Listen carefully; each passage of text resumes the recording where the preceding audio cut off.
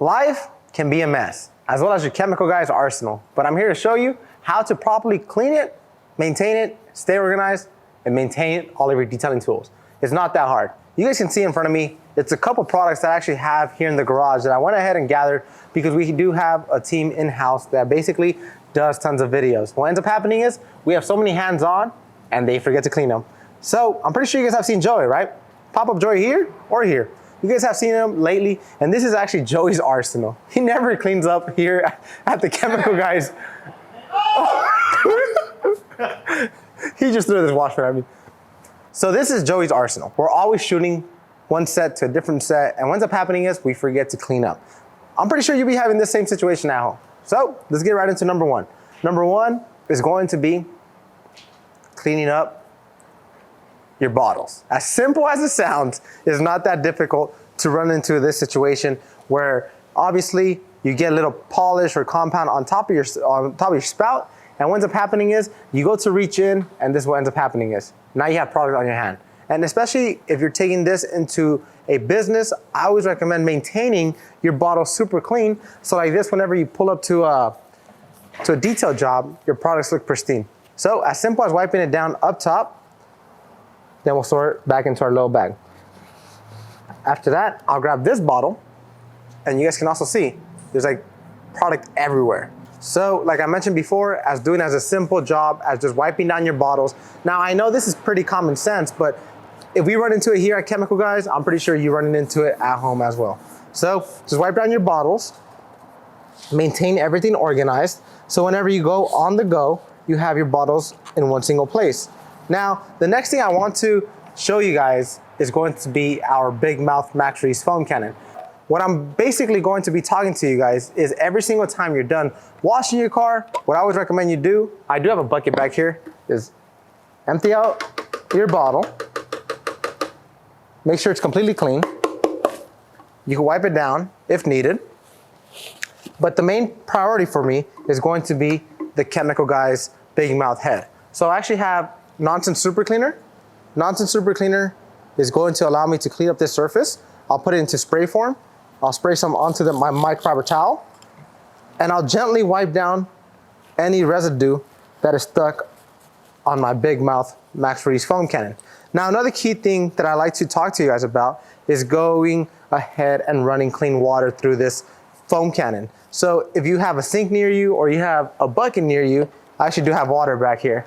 So if you guys just have water and Nonsense Super Cleaner, what you could do is sink it in water and then you dry it clean. So like this, you maintain all of your Chemical Guys tools or your detailing accessories completely clean, and they won't tarnish over time. Because did you know, if you're not washing with filtered water or any type of water that has been filtered, you are going to find yourself having calcium in it. So what ends up happening with calcium, if you don't remove this siphon tube and constantly clean it up, this little attachment down here is going to clog up, especially if you're running soap and water through here. So we always recommend doing this step. Just gently take 30 minutes out of your day, wipe down your whole entire Chemical Guys arsenal. So like this, anytime you wash your car, you know your tools are going to be fully efficient, they won't break down, and nonetheless, you won't be looking like a mess. So life can be a mess sometimes, but make sure to keep your detailing tools clean at all given times.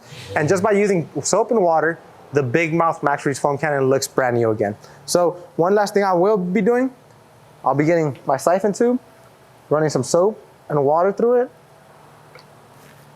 and then I'll just be drying it up. I would recommend pairing Nonsense Super Cleaner with water, just so you can ensure you have the maximum cleaning power. So after you clean it up, reattach it back onto your foam cannon, get your foam cannon, twist everything back on, and you guys can see how brand new it looks. It no longer looks dirty. There's no longer hair on here, and you can put it back into your detailing caddy. The next product we'll be talking about is pretty self-explanatory. It's pretty easy to do, and there's no rocket science behind it. So if you do have a Chemical Guys Mr. Foamer or a Chemical Guys Mr. Sprayer, it actually has a release point where it's going to release the pressure. As simply as getting my index finger and pushing down here, you guys can hear it. Just like that, I release pressure. It's going to allow me to push my sprayer top all the way down, and it's going to allow me to store this product away a lot easier. Now, one thing you never want to do is leave pressure inside of your bottle, just in case if you drop it, the bottle will not crack, because obviously it is going to be pressurized. So I'll just put this bottle off to the side, and that's how you maintain your Chemical Guys Mr. Foamer or Chemical Guys Mr. Spray.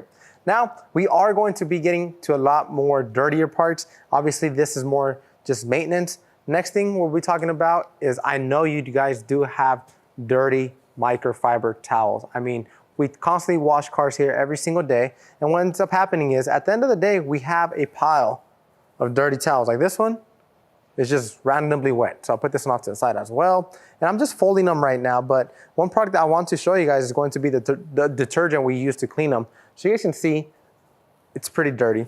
So after this, I'll be going into the laundry room and show you guys how to insert or how to wash your microfiber towels. You guys can see how dirty they are.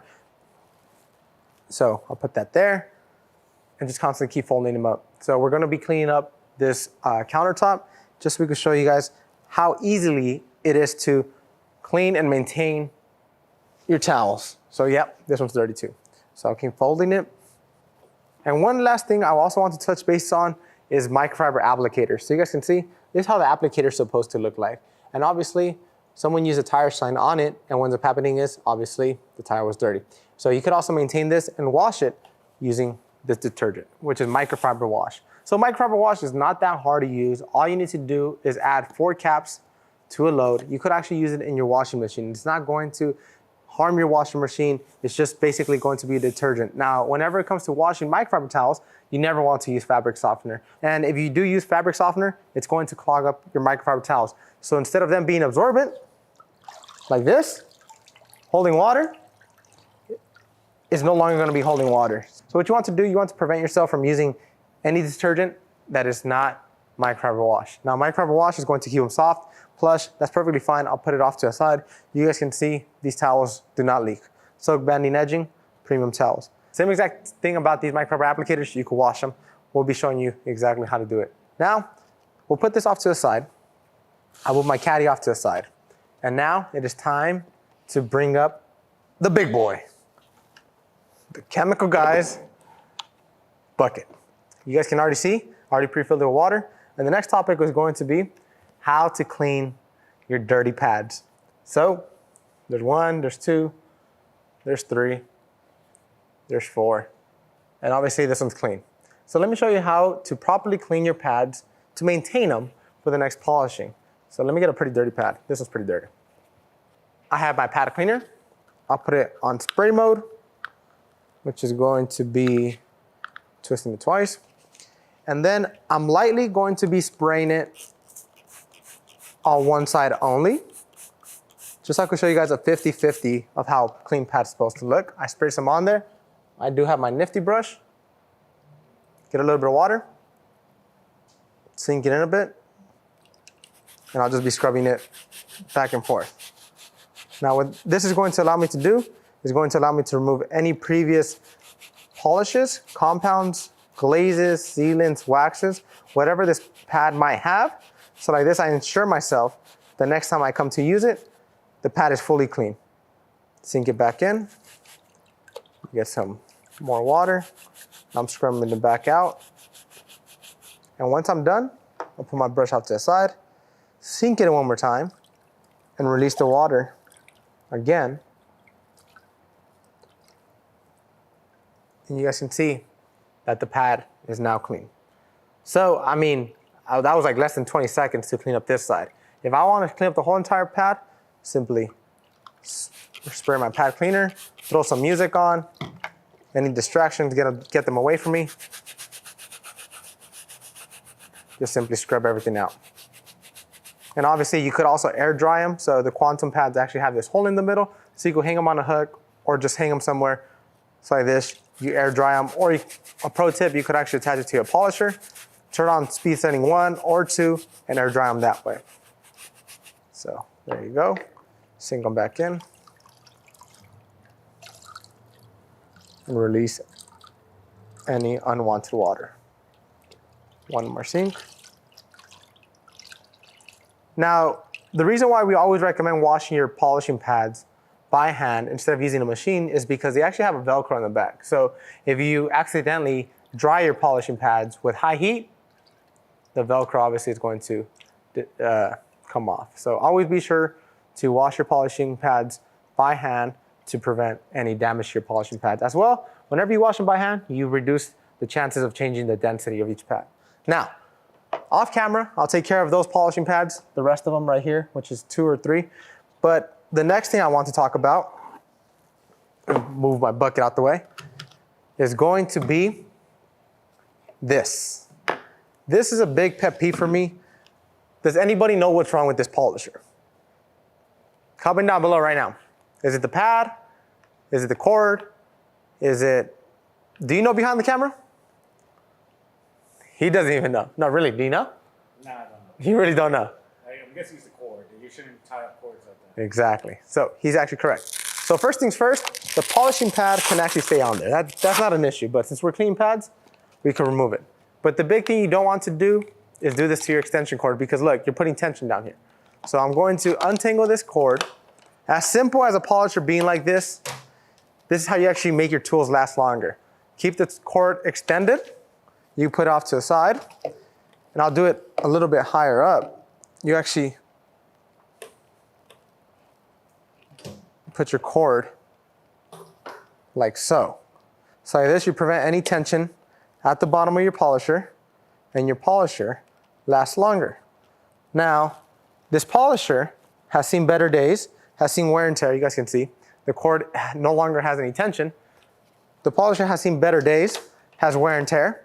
So I'll get some nonsense. You guys can see that this towel is actually clean. And I'll just get my polisher and I'll gently wipe it down.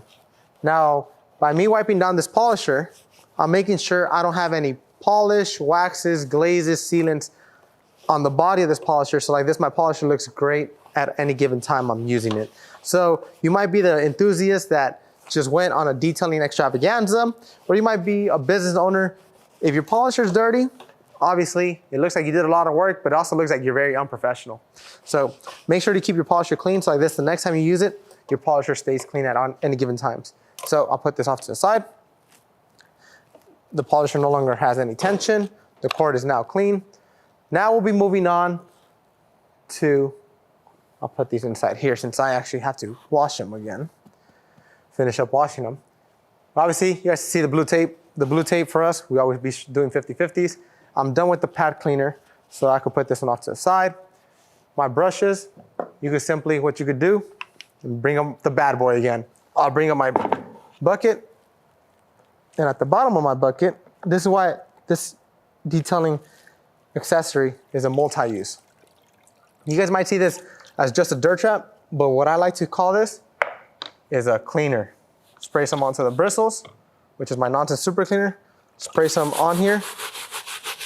And this is how you clean out any bristles that are nylon brush, that your nylon brush might have. So like this, you ensure the next time you clean any interiors, exterior, wherever your nifty brush is going to clean, you're always ensuring your nifty brush is clean at any given time. Because it's happened to me where I think a nifty brush is clean, I go to clean it, it's actually super dirty. So just by using the dirt trap, it's going to allow me to clean up my brushes, keep them clean, keep them fresh for my next detailing adventure. And once I'm done, you can simply let that go back in there, get a towel, dry up your bristles, clean up your brushes, make sure they look good, and then you stick it in your detailing caddy. Same exact thing goes for this next brush. Clean it up, make sure it's fully clean. Put it back in your detailing caddy. Okay, the next brush we'll be talking about is going to be the rim pocket.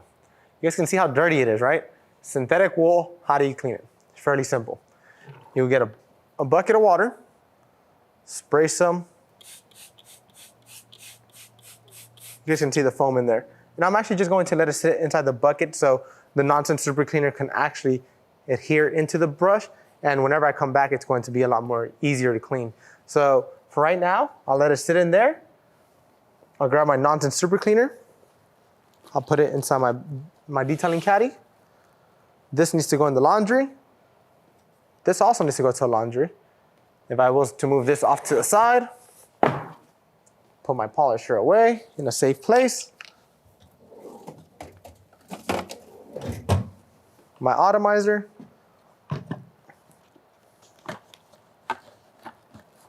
All right. You guys saw my table go from a mess to it being condensed. But there's one last place I like to put this. For my next detailing extravaganza, I'll put it up here. Keep everything organized. I have my sticky icky, I have my clay kit. Now it's clean. This is going to go to the laundry room with my microfiber wash. And I'm also going to let this bad boy sink in here for about 30 minutes. As always, if you guys would like to pick up any of these products that are in today's video, you can find it at chemicalguys.com or drive down to your local detail garage. As always, I'm Henry, and we will see you guys next time. But before you guys go, you guys can see how dirty this bucket is. I mean, this water, it's fully filthy. All of that filth and grime will stick in my polishing pads and my brushes. We will see you guys next time. Oops. Don't look at my arsenal.